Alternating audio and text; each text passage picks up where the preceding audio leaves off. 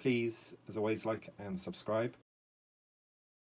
This video today will be about something I bought way back in February. I probably shouldn't have bought it, but I'm a bit of a sucker for these, and I fancied this slightly enhanced model to what I already own. So this is a JVC DVD recorder, and it's a MH30, and it was sold from eBay, and it looks like it was Cash Converters, Cambridge. So it says it's not been tested. It was £5 and £3.39 for delivery, so £8.39 for probably a couple of hours of fun. Anyway, let's get started and see what I bought. This was actually shipped to me in this very heavy box, and it's got Gabacom on it. Now, I had a quick Google, and that seems to be to do with fibre optic systems. So how they got hold of this box, I don't know, but it was basically wrapped in cellophane with this inside. So this is the JVC DVD recorder, and it is entirely unopened at the moment, so let's open it up and see how it looks. So if you've watched any of my other videos on this channel, you'll know that this particular DVD recorder is actually not too shabby when it comes to making recordings. Probably quite good for making recordings from VHS videos that aren't too distorted, so ones that can play quite reasonably without too much trouble, and also obviously for making recordings from another source like Laserdisc, for example.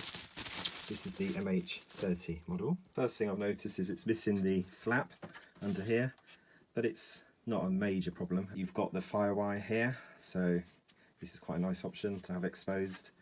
Obviously S-video, and you've got composite here that you can take component via the back connections, and it's fairly heavy. What these tend to suffer from is the issue with the power supplies. So the power supplies are quite hefty in these, lots of capacitors on them, and if they're switched on standby, you can feel like a heat on the cover. So always kind of powered on, so not the best power supply for these. So if you have got one, probably best to just switch it on when you need to use it and switch it off for the rest of the time. I'm going to try the power on sequence now.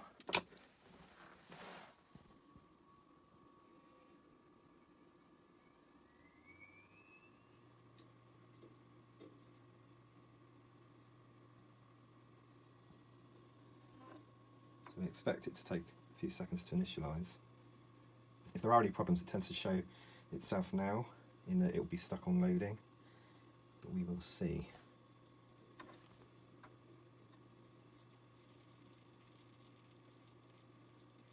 It's actually accessing the hard disk, I could hear it.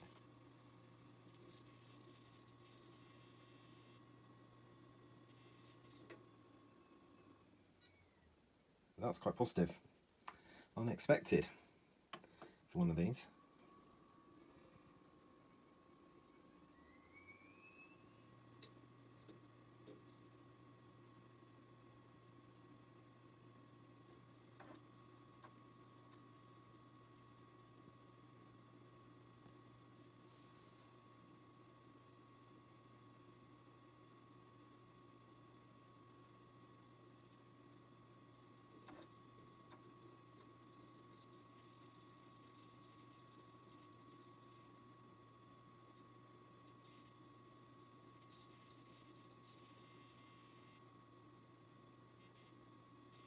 Oh, excellent. So I haven't got this connected to anything yet. I guess we just want to see that any of it works. So there's no disk loaded by the looks of it. It's just a little bit sticky. You'd expect that. You might also expect it to kind of crash and just mean that none of these are usable, but at the moment it seems to be fairly happy. The easiest way to connect these to a monitor, for example, is a SCART to HDMI converter.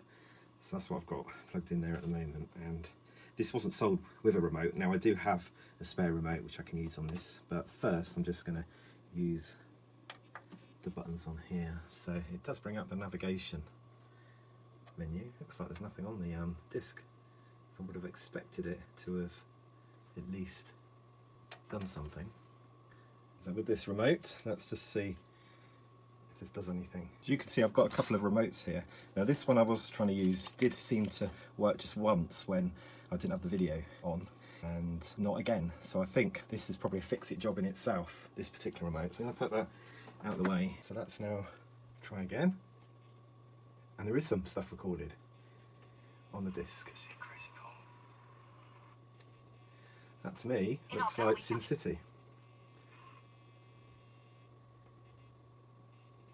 He was about to go. He was mumbling away about his mother. Maybe something else first though.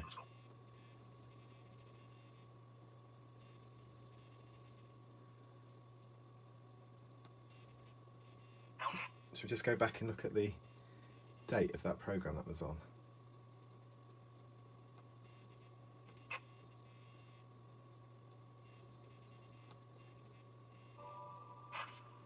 So it looks like 2008, doesn't it? Lethal injection takes 10 and 12 minutes on a good day. I'll speed it on.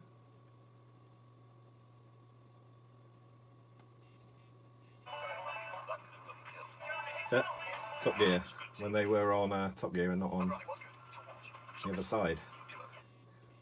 They look a bit younger there, don't they?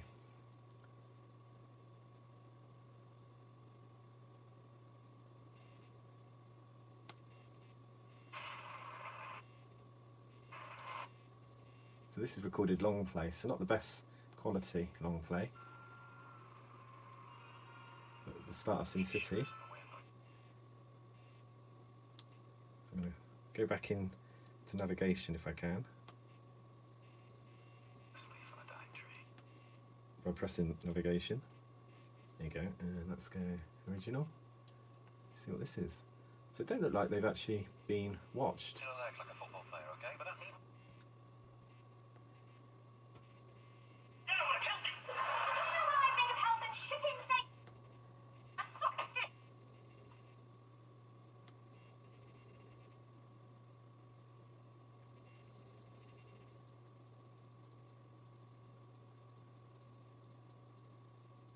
It's always interesting what you find on these recorders. So one of them, I had a family video on there. It was some aunt's sort of family on there. So you do hope that before they get rid of these things, they do make some copies so they can actually watch them on their other DVD players. So this is obviously winter time.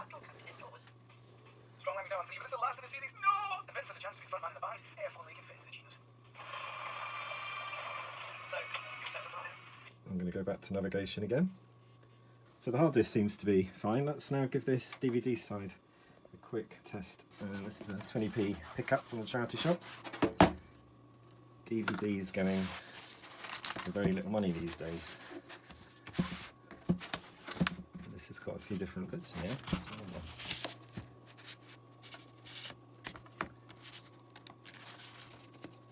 Some information to read.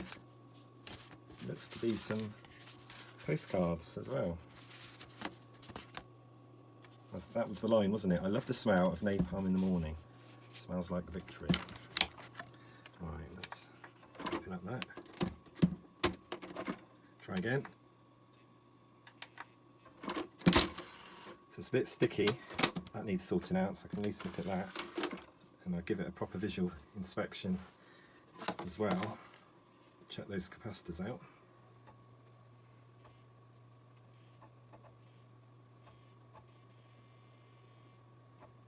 Should play, hopefully. To play the disc in English, press here. Yeah, thank you.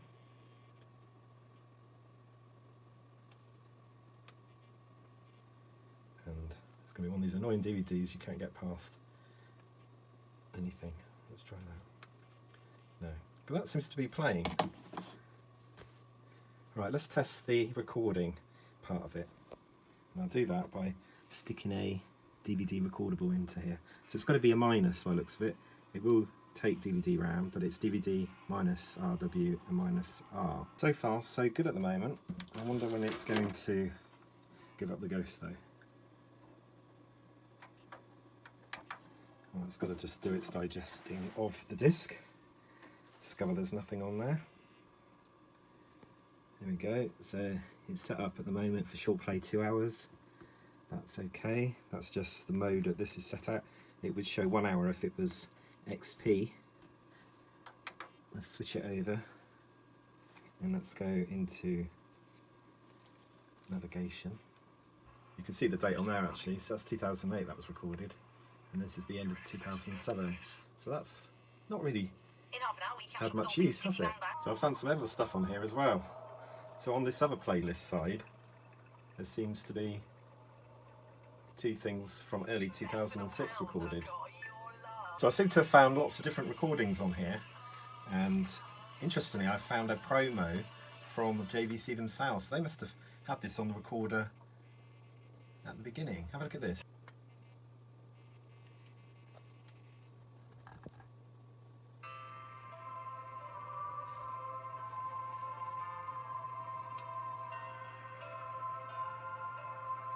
JVC's DVD recorder and hard disk combo. It's the perfect mix of high quality, multi-format compatibility and intuitive usability. So this remote I've got is only strictly for the DVD recorder. It's missing the dubbing button here. So that means that with this remote it's impossible to get the recordings onto a DVD. So test the DVD writing part. Just take the screws out.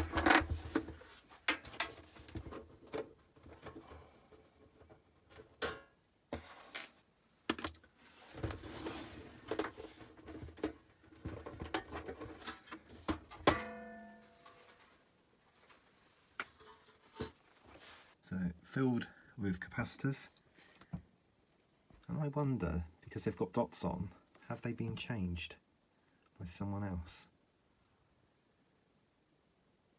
And it to be in good condition at the minute. It looks clean as well. It's obviously nothing to do on the power supply side. It seems to be stable at the moment with the primary on that side with the bigger capacitor. And in one of my other videos you might have seen me changing tons of these capacitors. I think I ended up doing all of them. Well, I'm not going to touch this one at the moment.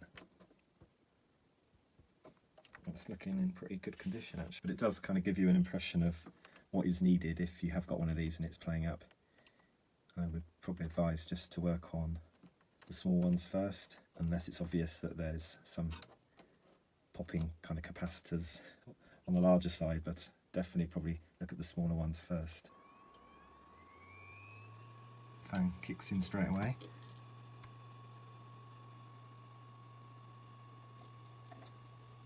Yeah, it does look very clean, this one.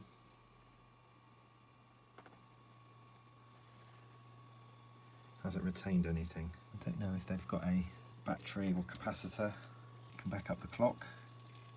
Look at this side with the eject. It was a little bit sticky, wasn't it, before? Maybe the fact that it's now been used a few times, it's behaving itself. Now I do seem to be missing a leg. I'll say leg, maybe a little bit of rubber or something, because it's not sitting square. As you can see, it's rocking a little bit. So I need to find a felt pad for that. Let's try eject. Well, that's much better. Oh, and that then got blocked.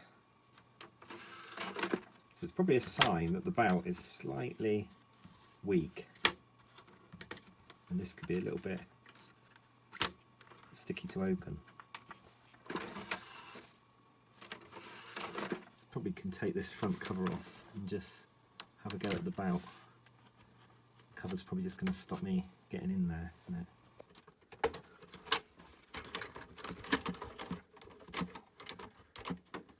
Straightforward here to release these 2 ribbons, but there's another one that goes directly underneath the hard disk, and I can see where it goes, but can I thread it back under?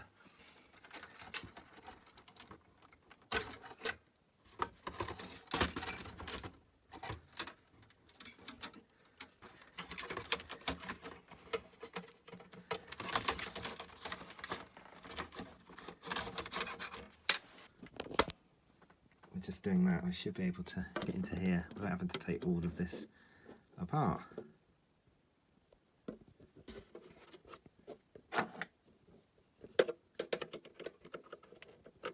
Yeah, that's definitely a weak bout. It's definitely got to come off. That's the state of the bout. So So it's settled into one position. That's why it's that shape. So they are still worth keeping though, because you could maybe find that that fits something else that needs a tight bout, and it might just be fine. So something like that, as long as it's not kind of snapping, it's worth keeping in your spares anyway. You know, we try this one. So for those that want to know, try to measure that in a minute. It's around 25mm across.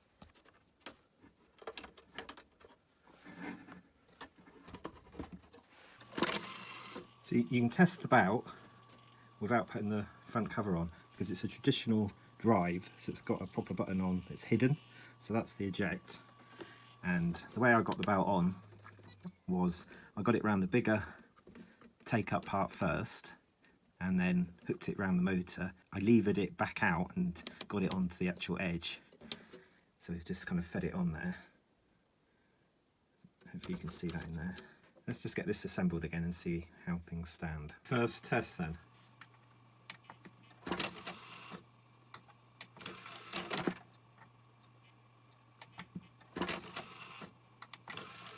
Good, that bout looks good, doesn't it?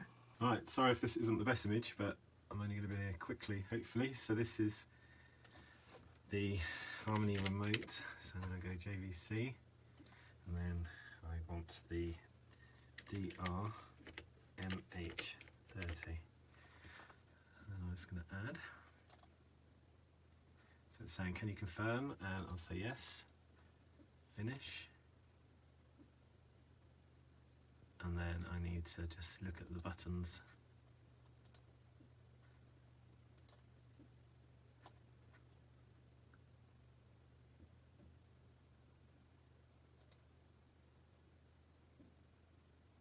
So as you can see, we're running out of space here.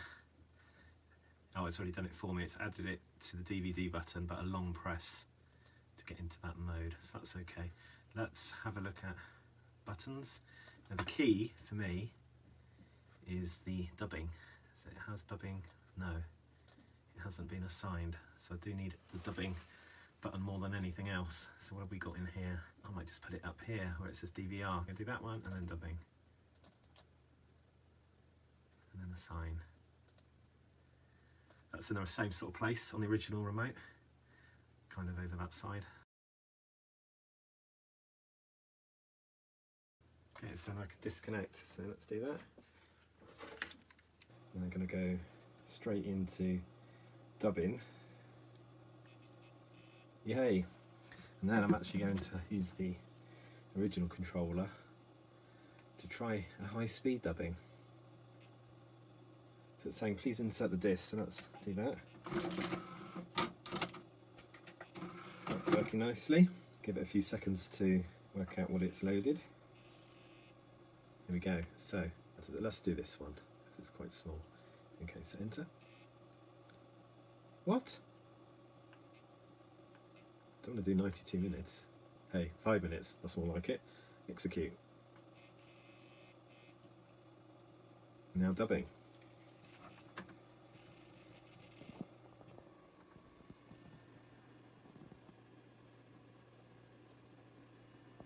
There it goes.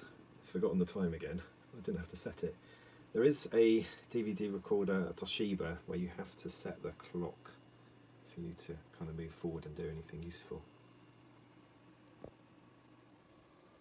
How would you rate the menu system on these? Well, I guess they're not too bad, are they? The options available. It's fairly straightforward. Probably not as easy as a Panasonic. Probably easier than a Sony or Pioneer. Very configurable units and lots of weird kind of moving around different menus and different screens to achieve anything, so that's probably where this one sits. It's got a nice screensaver bit here actually, where this bar jumps from either the top to the bottom or bottom to top during the actual dubbing, so that's quite nice. That saves your old plasma TVs, doesn't it? And maybe some OLEDs as well.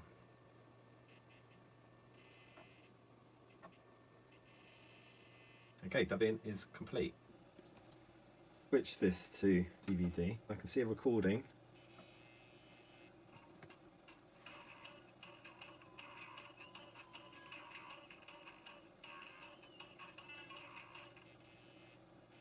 So that is a success. A reasonable test there. And just a heads up about these controls in front of me before I go. Now, I hadn't remembered that I actually had previously made a dubbing recording from my other model of JVC. That was the 20 and not the 30, which I've just shown you in the video. And I've come across the remote for it. So this has the dubbing part here. What this controller seems to have, it's got dubbing and it's got edit in here as well, and program. It's all stuff kind of related to the disc, whereas this DVD recorder remote on the left is strictly for a non-hard disk based DVD recorder by JVC. So just thought you'd be interested just to look at the model numbers, and if you do only happen to come across this one and you need the dubbing feature, then obviously you might have to go down a route that I did with a Harmony remote. So that's a Harmony where I actually programmed it in especially. So the one that you really need to look out for is this SDR-011E. So this is the better of the two remotes. I'm just going to have a little look underneath the flaps here. I don't know how they've done this sort of thing. But yeah, you can see there's a little bit more in here where they've had to move some more features into here, like the setup button. The setup was on here. So everything kind of works the same, but you will miss out on some commands if you don't have this one and you have a hard disk recorder from JVC. Well, thank you for watching this video. Please, as always, like and subscribe, and I'll make some more videos in the future about some of the stuff I come across. Thank you. Bye for now.